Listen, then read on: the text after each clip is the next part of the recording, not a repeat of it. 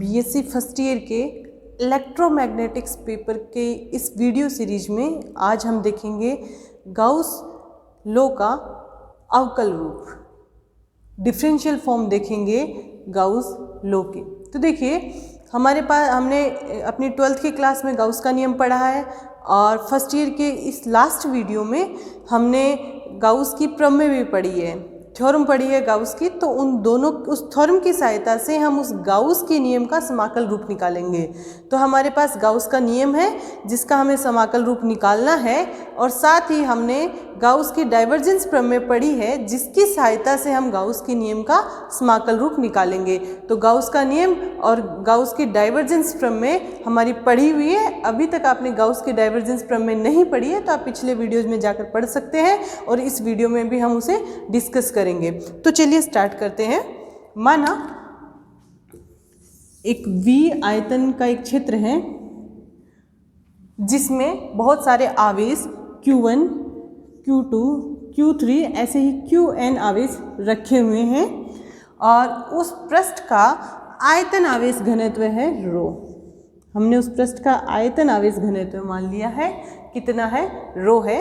तो इस क्षेत्र में Q1, Q2, Q3 बहुत सारे चार्जेस रखे हुए हैं और तो इस क्षेत्र का कुल चार्ज Q, कुल आवेश है Q1 प्लस Q2, ये जितने भी आवेश हैं उन सब का हम क्या कर देंगे, सम कर देंगे।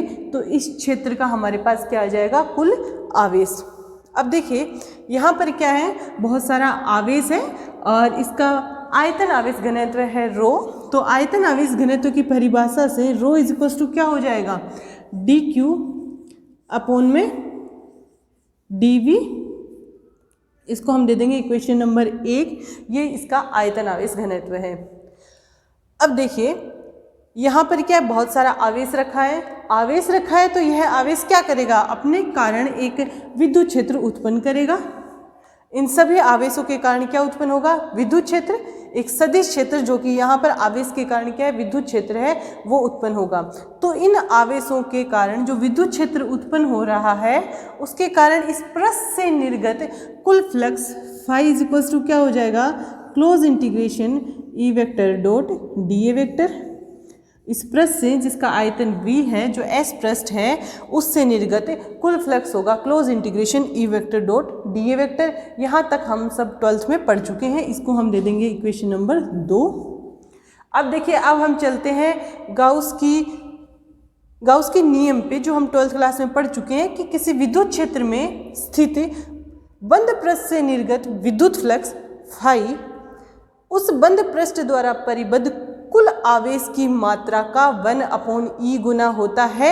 यह है गाउस का नियम जो कि हम 12th क्लास में पढ़ चुके हैं कि किसी विद्युत क्षेत्र में स्थित बंद पृष्ठ से निर्गत कुल फ्लक्स जो कि हमारे पास फाई है वो किसके इक्वल है, उस बंद पृष्ठ में परिबद्ध कुल आवेश का एप्सिलॉन 1/एप्सिलॉन गुना है। तो Q अपॉन एप्सिलॉन, जहाँ एप्सिलॉन है विद्युतशीलता, यहाँ पर विद्युत क्षेत्र है उसकी क्या है, विद्युतशीलता है। और अगर निर्वात लेते हैं तो यहाँ पर हम एप्सिलॉन नोट लिखते हैं और उसका मान होता है 8.87 गुणा 10⁻⁻12 newton coulomb, newton metre square upon coulomb square. तो अभी इसको हमें इसके मान से मतलब नहीं है, इसको हम लिखेंगे Q अपॉन एप्सिलॉन। क्लियर। अब देखिए यहाँ से हमारे पास क्या आ गया, close integration E vector dot D A vector किसके इक्वल आ गया, फाई जो कि विद्युत फ्लक्स है इस पृष्ठ से निर्गत, वो किसके इक्वल आ गया, गाउस के नियम से Q अपॉन एप्सिलॉन के बराबर आ गया। अब अगर हम समीकरण 1 से देखें तो समीकरण 1 में देखिए dq इज इक्वल्स टू क्या है, रो dv, और यहाँ से हम कुल आवेश Q निकालना चाहें तो वो हो जाएगा इंटीग्रेशन रो dv हो जाएगा। तो इसको अगर हम इक्वेशन नंबर 3 दें तो 3 नंबर इक्वेशन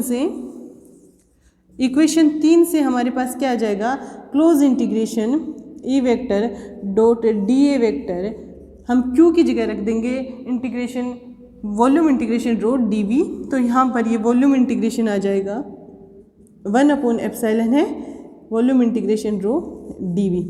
इसको दे दिया हमने इक्वेशन नंबर 4।